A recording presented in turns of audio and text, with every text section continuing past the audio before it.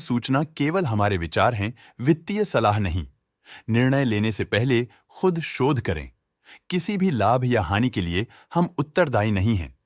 आज हम देख रहे हैं इनोवा कैप लिमिटेड के 2024-25 Q3 की standalone financial performance. Starting with the sales, पिछले क्वार्टर से सेल्स में 3.47% का इंक्रीज हुआ है, मगर कंपनी ने पिछले साल के मुकाबले 5.1% का सेल्स इंक्रीज रिपोर्ट किया। Expenses 4.37% quarter on quarter increase हो गए हैं, जो साल भर का 4.9% की राइज के साथ अलाइन करता है। क्वार्टरली सेल्स के कंपैरिजन में एक्सपेंसेस इंक्रीज होना दिखाता है कंपनी ने एक्सपेंसेस मैनेज करने के लिए स्ट्रगल किया।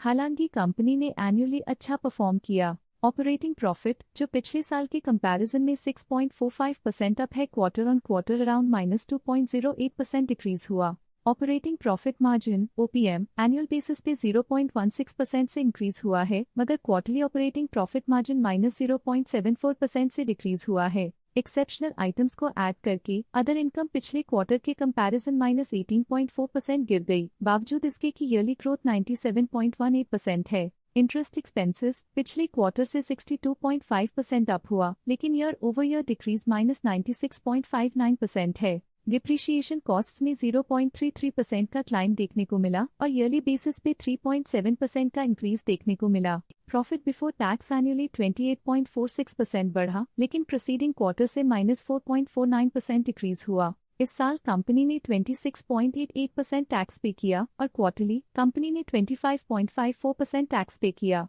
नेट प्रॉफिट ने ईयर ऑन ईयर 30.83% का इंक्रीज दिखाया, लेकिन लास्ट क्वार्टर से -4.72% का कंट्रैक्शन हुआ है। इस क्वार्टर के दौरान कंपनी का परफॉर्मेंस इतना अच्छा नहीं रहा, नेगेटिव नेट प्रॉफिट लॉसेस को इंडिकेट करता है। वहीं अगर एनुअल एनालिसिस की बात करें तो इस साल कंपनी का परफॉर्मेंस काफी अच्छा था। अर्निंग्स पर शेयर EPS में साल भर में 1 का इंक्रीज देखा गया, लेकिन क्वार्टरली में 4.91% की गिरावट भी नजर आई। इस क्वार्टर में कंपनी का EPS इतना अच्छा नहीं रहा, नेगेटिव प्रॉफिट कमजोर एफिशिएंसी को दिखाता है। साल का EPS एक्सीलेंट रहा, जो हाई एफिशिएंसी और प्रॉफिटेबिलिटी को दिखाता है। इनोवा कैप लिमिटेड के फाइनेंशियल स्नैपशॉट को रिव्यू करते हुए कुछ मुख्य ट्रेंड्स सामने आए हैं, जो कंपनी की परफॉर्मेंस पे रोशनी डालते हैं। और पिछले क्वार्टर से -2.08% का डिक्रीज देखा गया। और पिछले क्वार्टर से -4.72% का डिक्रीज देखा। मूल रूप से Innova cap limited strong annual वृद्धि के इंडिकेशंस को दिखाता है। क्वार्टर टू क्वार्टर देखी गई short term fluctuations market dynamics को ध्यान में रखते हुए स्ट्रैटेजीज में सुधार ट्रेंड की तरफ इशारा करती है।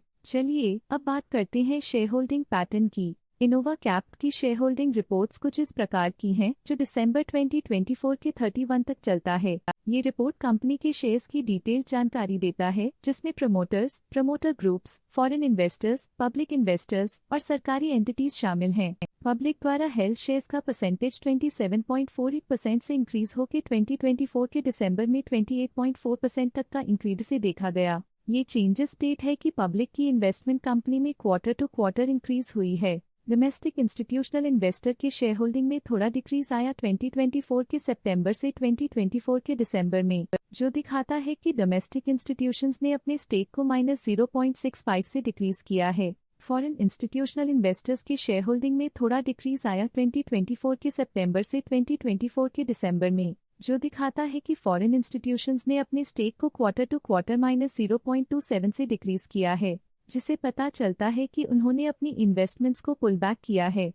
ये था कंपनी का करंट शेयर होल्डिंग पैटर्न। आज के लिए फाइनेंशियल सेक्टर में इतना ही। देखने के लिए धन्यवाद। स्टॉक लेटेस्ट न्यूज अपडेट के लिए चैनल को सब्सक्राइब करें और वीडियो को लाइक एंड शेयर करें।